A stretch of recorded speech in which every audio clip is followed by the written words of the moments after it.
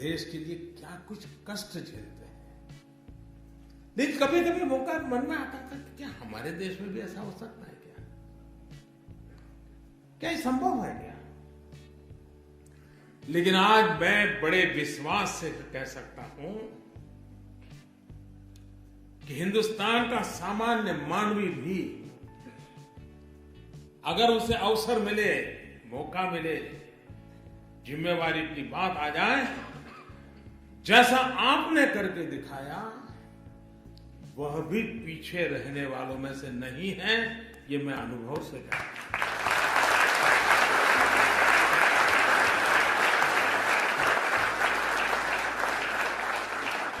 अभी अभी का मेरा ताजा अनुभव है।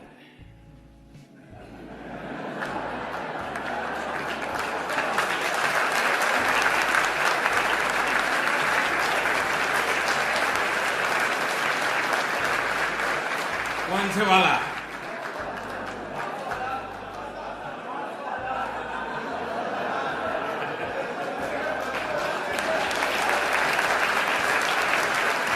आपको भी पता है कि अचानक 8 तारीख को रात को 8 बजे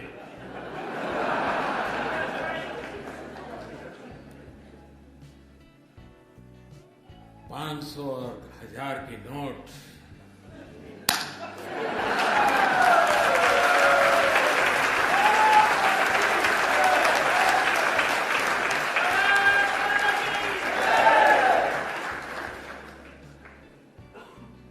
मैं 125 करोड़ देशवासियों को नमन करता हूं, सलाम करता हूं।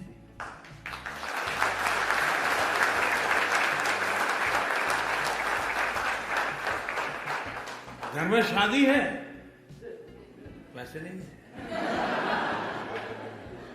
मां बीमार है, 1000 की नोटों का थप्पा है, लेकिन मुश्किल है।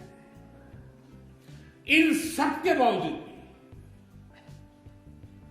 तकलीफ है, ये पता है, खुद को है पता है, अड़ोस पड़ोस को है पता है, उसके बावजूद भी लोग मुंह में उंगली डाल डाल करके पूछवाते थे, मोदी को कुछ बोलो, कुछ मोदी के खिलाफ बोलो। ऐसा भी चल रहा है। लेकिन मैं देश के लोगों को 100 सलाम करता हूं।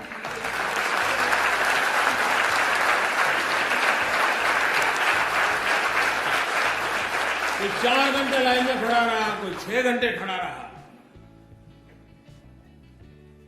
लेकिन तकलीफ झेली,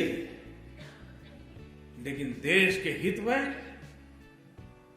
इस निर्णय को वैसे ही स्वीकार और स्वागत किया है जैसे 2011 में जापान के हर नागरिक ने करके दिखाया।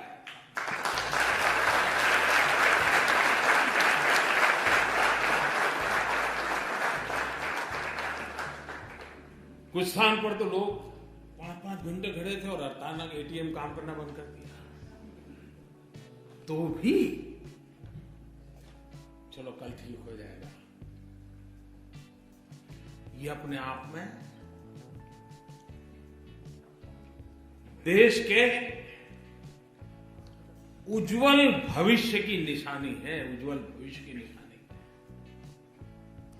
ये ठीक है कि पाप करने वालों की संख्या कोई ज्यादा नहीं होती, 1 लाख 2 लाख 5 लाख लोग होते हैं। मुसीबत 125 करोड़ को होती है, लेकिन फिर भी 125 करोड़ को लगता है कि अगर इतना सा झेलने के बाद, और आपने देखा होगा, अब तो व्हाट्सएप पर सब आता होगा, पहले गंगा में कोई चवन्नी नहीं डालता था,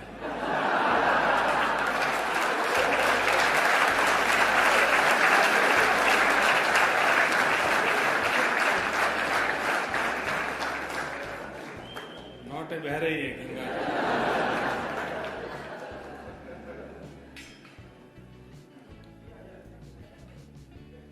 आप मुझे बताइए,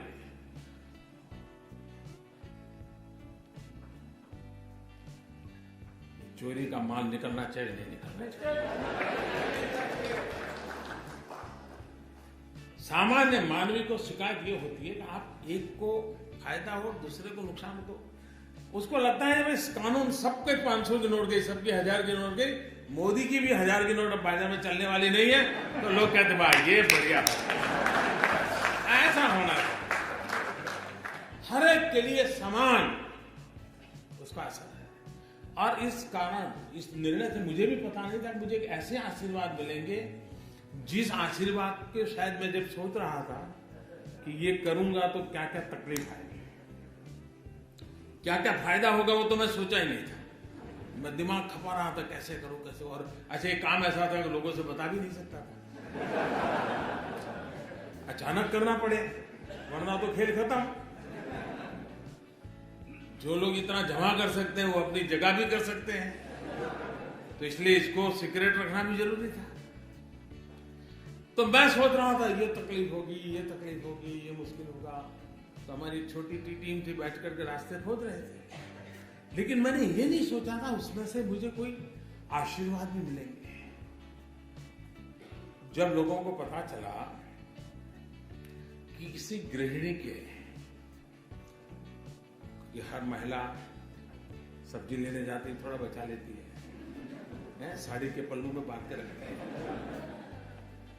घर में सब खाली हुआ, मुसीबत है वो निकाल के दे देगी, लो जाओ जाओ ले जाओ।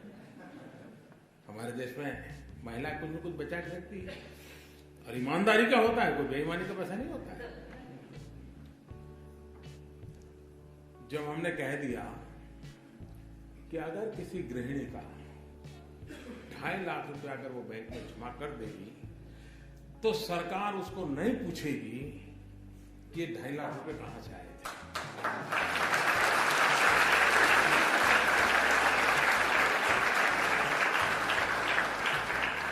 इसका परिणाम क्या हुआ मालूम है?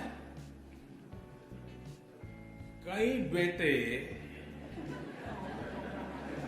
और बहुएं भी जो वृद्धाश्रम में मां को रख के आए थे, उन्होंने 2.5 लाख रुपए जमा करा दिया मां के खाते में।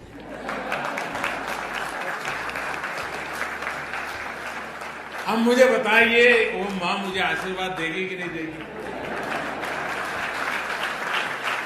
ऐसी वृद्ध मां आशीर्वाद दे तो फिर योजना सफल होने में कोई आशंका रहती है क्या? भाइयों बहनों, ये बहुत बड़ा स्वच्छता का अभियान है। ये किसी को परेशान करने के लिए नहीं है।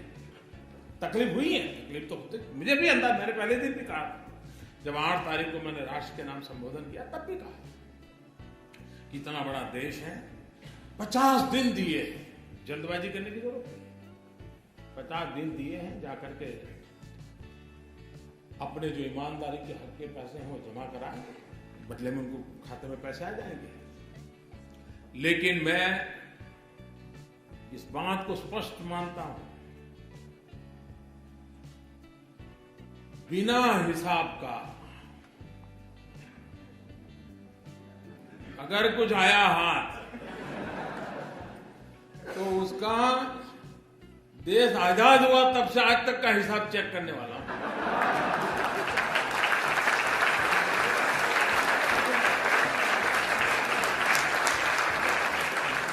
जितने लोगों को नए लाना पड़ेगा ला करके भी इस काम में लगाऊंगा। हाँ, ईमानदारी का है, उसका जय जयकार, उसको कोई प्रॉब्लम नहीं।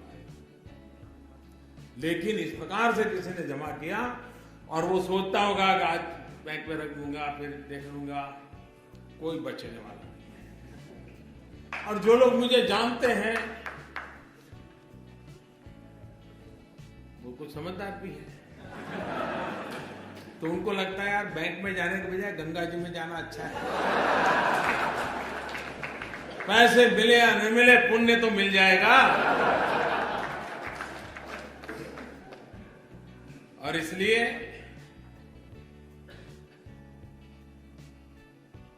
देश को मैं फिर एक बार, आज पहुंचते ही फिर से भी मैं लोगों को बार बार कहने वाला, ईमानदार लोगों की रक्षा करने के लिए मेरी सरकार सब कुछ करेगी, और बेईमानों को तो हिसाब चुकता होके ही रहेगा।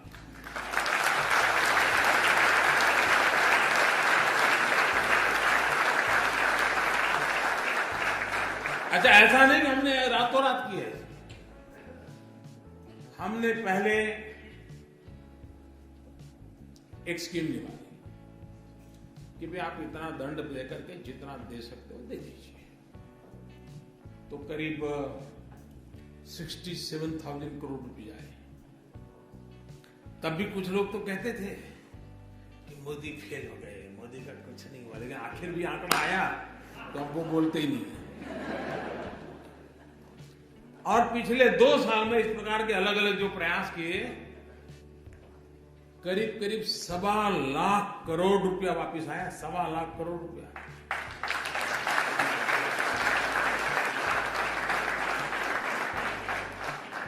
तो मौका दिया था, ऐसा नहीं कि नहीं दिया था।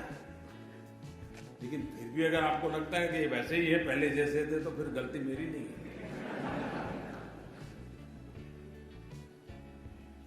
और इसलिए, और जो लोग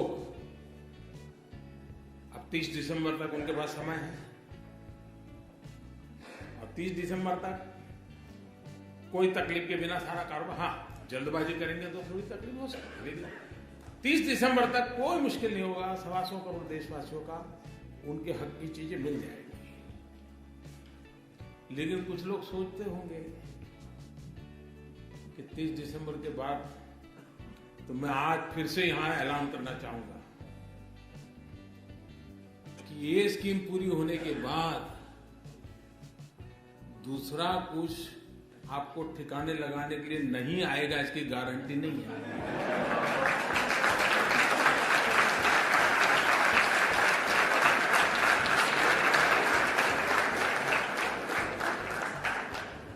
अब दुनिया इतनी बदल चुकी है, हमने मुख्य धारा में, आप ठीक है पहले कर लिया भाई, मैंने मौका दिया, बेटों का नसीब की चिंता करो।